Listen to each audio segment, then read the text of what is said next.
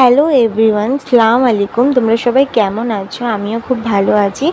ফার্স্টে তোমাদেরকে সরি বলে নিতে চাই, কারণ এটা হচ্ছে ঈদের ব্লগ। আমি অনেক দিন পরই ঈদের ব্লগটা আপলোড করছি, কারণ ঈদের নেক্সট ডেই আমরা একটা ট্রিপে গেছিলাম, তাই আমি এডিট করারও সময় পাইনি।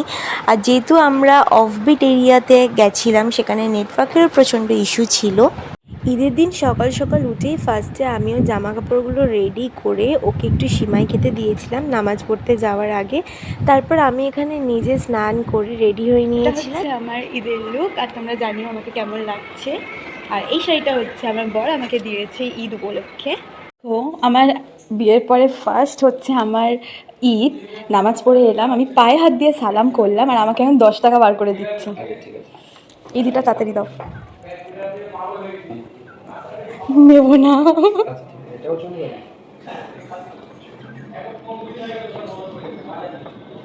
ঠিক আছে, তাই দাও। না, আমি ওটাতেই খুশি, দাও। এটা আবার কদিন পর কবে চাইবে? এইটা আবার কালকেই বলবে আমাকে দাও, তো আমার দরকার। আচ্ছা, সবাইকে বলো ঈদ মুবারক। ভালোভাবে ঈদ কাটাও, সেফলি ঈদ কাটাও, এনজয় ইয়োর ডে। আমি আর আমার শাশুড়িমা দুজন মিলে ঈদের দিন রান্নাবান্না করেছিলাম। এখানে আমরা করেছিলাম কাবলি ছোলার ঘুগনি, চিকেন বিরিয়ানি, চিকেন কষা, পায়েস, সিমাই। তুমি কি বানাচ্ছ? স্যালাড। আমি আজকে বিরিয়ানি রান্না করেছি, মানে মায়ের হেল্প নিয়েই করেছি। চিকেনটা আমি কষেছি। অবভিয়াসলি প্রথমবার তো হেল্প ছাড়া পারবো না, না? তুমি বিরিয়ানি খাবে?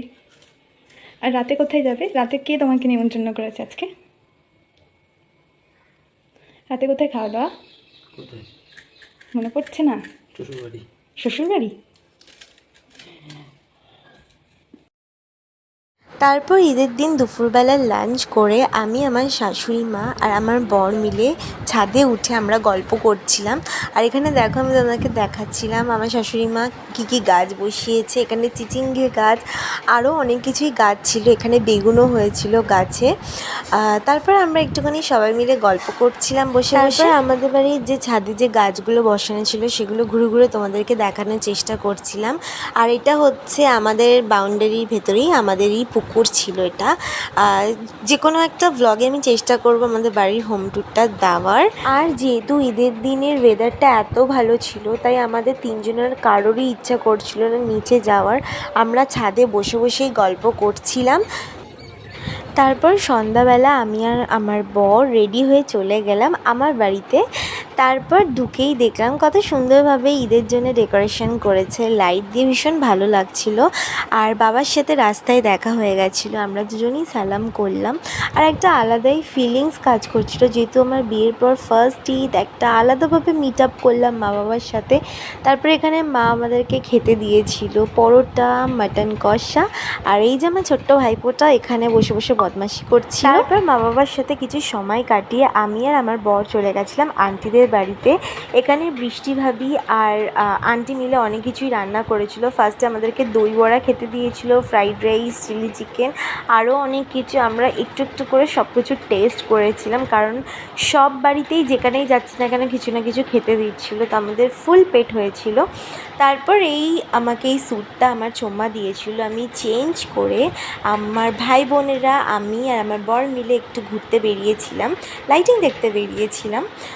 তারপর আমরা একটু আইসক্রিম খেয়ে বাড়ি ফিরে গেছিলাম।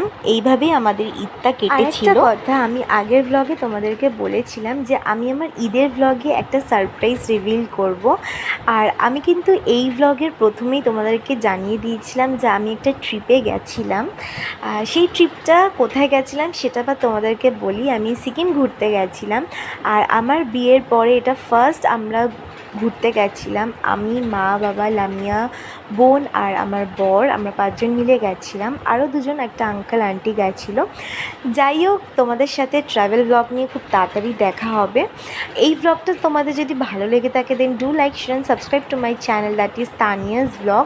আর আবারও তোমাদেরকে সরি বলছি, যেহেতু ঈদের ব্লগটা অনেকটা লেটে আমি আপলোড করেছি। যেহেতু আমি ঘুরতে গেছিলাম, ওখানে না কোনো নেটওয়ার্ক ছিল না কোনো কিছু, তাই তাই আমাকে অনেকটা লেটে আপলোড করতে হলো। আমি ঘুরতে থেকে ফিরেই একেবারে ব্লগটা আপলোড করলাম। তো যাই হোক, এইবার ব্লগটা আমি এখানেই এন্ড করব। টাটা, আল্লাহ হাফিজ।